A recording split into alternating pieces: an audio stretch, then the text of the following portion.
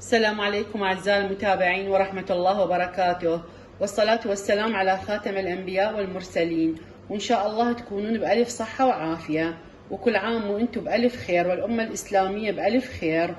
اليوم حبيت أسوي لكم ريوق مختلف عن الريوق التقليدي اللي متعودين عليه العراقيين، يعني عدة أشكال، وإن شاء الله المواد موجودة بكل بيت.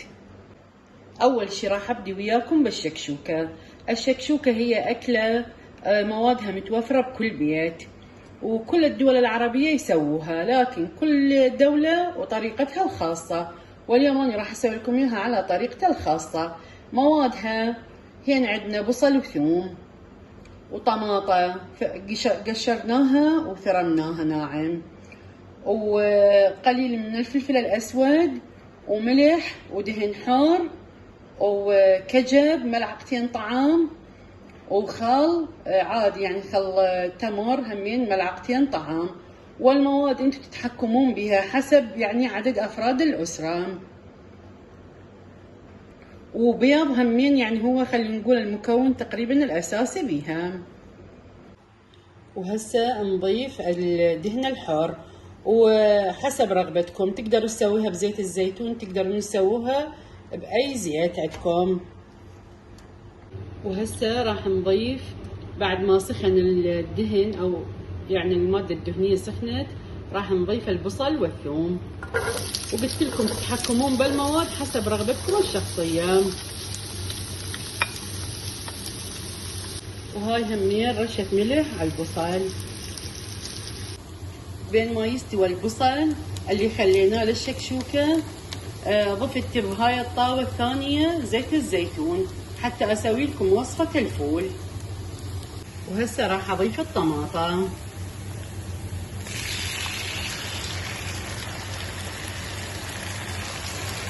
الوصفة الثانية هي الفول المصري لكن على طريقتي الخاصة.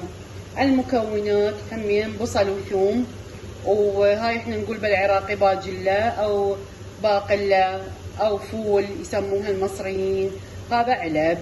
وهين همين عندنا فلفل ألوان وفلفل أخضر وملح وطماطة وهمين بيض، والبهارات كمون كاري فلفل أسود وسبع بهار.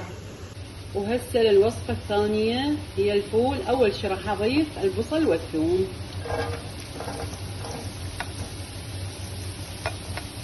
وهسه راح أضيف ملعقتين طعام للشكشوكة خال، وملعقتين طعام كجب همين راح أضيفهن.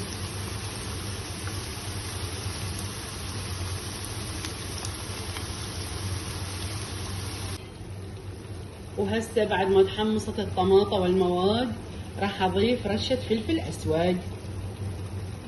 حبايبي راح أضيف البياض، وانصحكم ضيفوه وحدة وحدة، وهالشكل سووا فتحات بالطماطة يعني هالشكل وضيفوها، ورشة ملح ورشة فلفل أسود فوق البيض.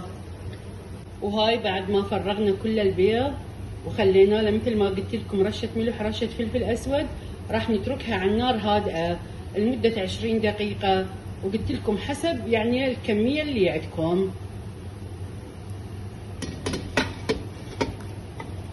وهسه بعد ما تحمص البصل اللي خليناه للفول راح اضيف الفلفل الاخضر والفلفل الالوان واتركه يتحمص ونرجع لكم ان شاء الله.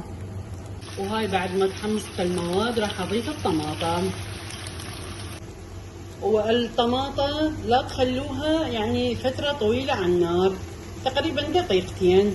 وهسه راح نضيف الملح، وهسه بعد دقيقتين راح اضيف البهارات، وراح نضيف الفول. هذا الفول ما هرسناه، وهذا فول مهروس هالشكل خلوه، يعني خلوا حبات صحاح وحبات مهروسة. وهاي بعد ما تحمصت المواد راح نضيف عصير ليمونة وحدة، ونضيف ملعقتين خل همينة. هاي حسب رغبتكم، تخلون دبس الرمان، تخلون خل، عصير ليمون، حسب الرغبة. ونتركها تغلي لمدة 3 دقائق على النار هادئة، وبعدين إن شاء الله نشوفكم وقت التقديم. وهسه همين من نفس المكونات مالت الباجيلا طلعت لكم هنا قليل، يعني كمية قليلة، وراح اخلي وياها بيض. وهاي هم تقدروا تسوون يعني باجيلا بالبيض. هم رشة ملح ورشة فلفل اسود، نتركها على النار هادئة.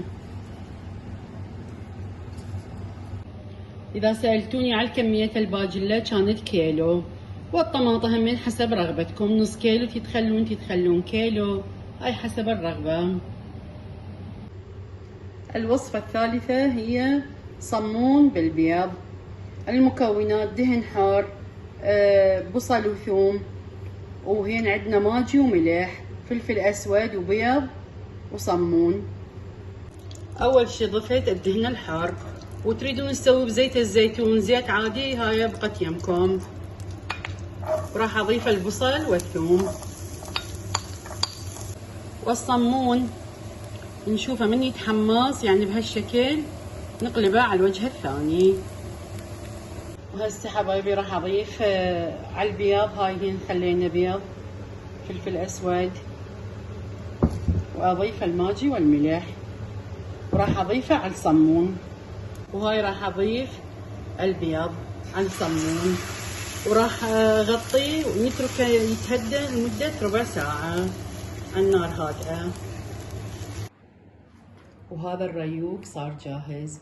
هاي الشكشوكة، وهذا الصمون بالبيض، وهذا الفول بالبيض همين. ألف عافية.